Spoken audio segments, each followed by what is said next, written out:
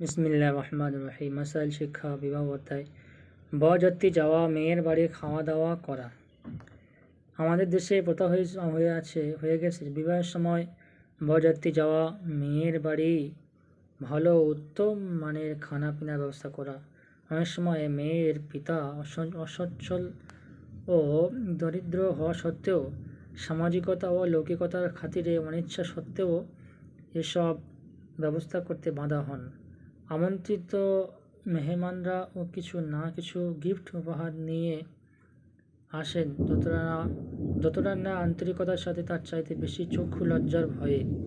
এখন প্রশ্ন হলো 1 নম্বর, এভাবে 50 থেকে 100 জন করে মেয়ের বাড়ি যাওয়া জায়েজ আছে কি? প্রশ্ন নম্বর 2, আমন্ত্রিত মেহমানরা যে উপহার উপঢৌকন নিয়ে আসে সেগুলির বা হুকুম কি? প্রশ্ন নম্বর 3 হলো, ছেলের বাড়িতে যে বউ ভাত বা ওলিমা হয় তার হুকুম কি? উত্তর, মনে রাখা দরকার যে শরিয়াতে বরযাত্রীর অনুষ্ঠান নামে কোনো অনুষ্ঠান নাই।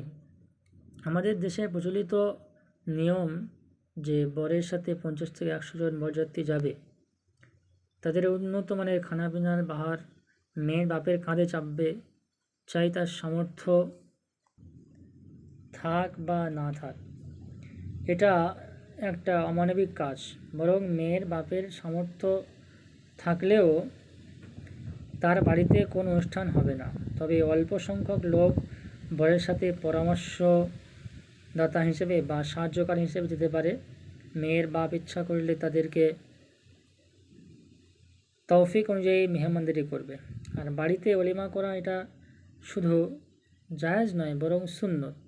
এটাকে বউ ভাত না বলে ওলিমা বলতে হবে। ওলিমার অনুষ্ঠানের বা বিয়ের অনুষ্ঠানে আমন্ত্রিত মেহমানদেরকে দাওয়াত করে আনা হয়, তারা স্বেচ্ছায় আসে না। সুতরাং তাদেরকে দাওয়াত করে এনে তাদের নিকট থেকে উপহার আদায় করা যৌতুকের মধ্যে শামিল, না হলে তা নেওয়া জায়েজ নয়। দাওয়াত করে এনে তাদের নিকট থেকে উপহার আদায় করা যৌতুকের মধ্যে শামিল না হলেও তা নেওয়া জায়েজ নয়, কেননা পরোক্ষভাবে এটা খাওয়ার প্রতিদান হিসাবে উসুল করা হচ্ছে এবং অধিকাংশ ক্ষেত্রেই তারা এটা প্রথা হিসেবে দিয়ে থাকে। আমন্ত্রিত আন্তরিকতার সাথে দেয় না, তাই এটা গ্রহণকারীর জিম্মায় ঋণ হিসেবে বাকি থাকবে। মূল মালিককে সেটা ফেরত দেওয়া জরুরি। ইসলামী শাদী। শরীয়ত মতো বিবাহের নিয়ম হলো তাদের বেশি ধুমধাম জাঁকজমক করবে না, নামের জন্য সামর্থ্যের বাইরে খরচ করবে না, খুবই সাদামাটাভাবে বিবাহ সম্পাদন করতে হবে।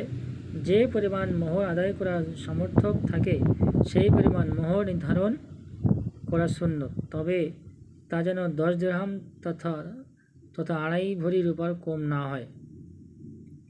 বিবাহ শাদীতে বর বউয়ের গোসল ও হলুদ দেওয়ার প্রথা, এতে বেপর্দা বেহায়ার সীমা ছাড়িয়ে যাওয়া, ক্ষীর পিঠে করা, নববধূকে বরণ করতে মাত্রাতিরিক্ত ধুমধাম করা, পুরুষ মহিলা এক হয়ে যাওয়া, এক হয়ে খাওয়া, জামাইকে পাঠায় ওঠানো, উভয়কে মিষ্টিমুখ করে তামাশা করা, বরের হাতে পায়ে মেহেন্দি লাগানো, রং ছিটানো, ছবি তোলা, ভিডিও করা সবই কবিরা গুনাহ ও অত্যন্ত গর্হিত কাজ। বোঝা গেল বিবাহশাদীতে বর বউয়ের গোসল ও হলুদ দেওয়ার প্রথা, এতে বেপর্দা বেহায়ার সীমা ছাড়িয়ে যাওয়া, ক্ষীর পিঠে করা, নববধূকে বরণ করতে মাত্রাতিরিক্ত ধুমধাম করা, পুরুষ মহিলা এক হয়ে খাওয়া, জামাইকে পাঠায় ওঠানো, উভয়কে মিষ্টিমুখ করা, তামাশা করা, বরের হাতে পায়ে মেহেন্দি লাগানো, রং ছিটানো, ছবি তোলা, ভিডিও করা সবই কবিরা গুনাহ অত্যন্ত গর্হিত কাজ। ফতোয়া মুহাম্মদিয়া।